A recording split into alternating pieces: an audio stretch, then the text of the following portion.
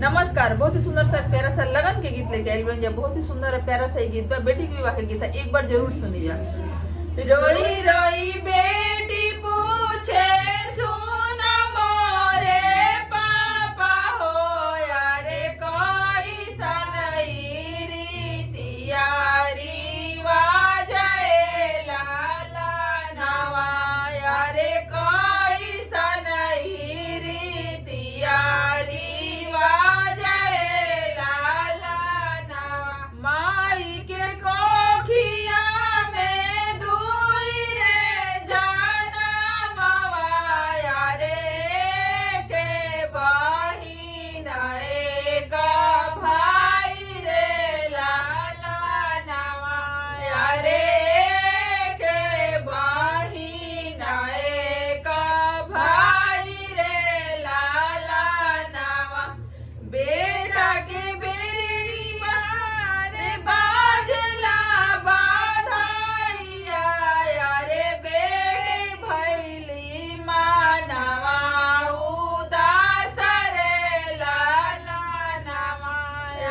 बेटी भैली मानवा उदास रे लाला नवा बेटा के राखी पापा अपने पंजरवा रे बेटी भेजेले दूर देश रे लाला नवा रे बेटी भेजेले दूर देश रे लाला नवा काहे मोरे पापा हो ऐसन दुई नीतिया रे काहे ऐसन भेद भाव रे लाला नवा रे काहे ऐसन भेद भाव रे लाला नवा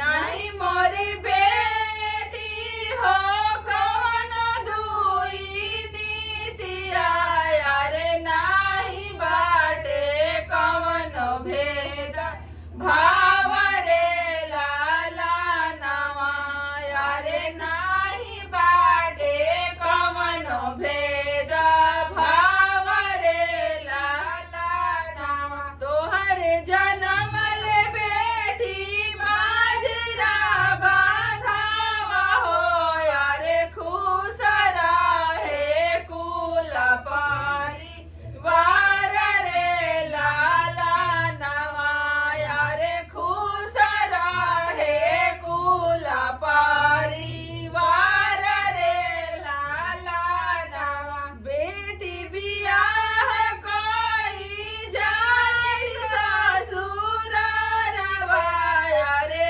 इहे हउए रीतियारी आज रे लाला नवाया रे इहे हउए रीतियारी आज रे लाला नवा।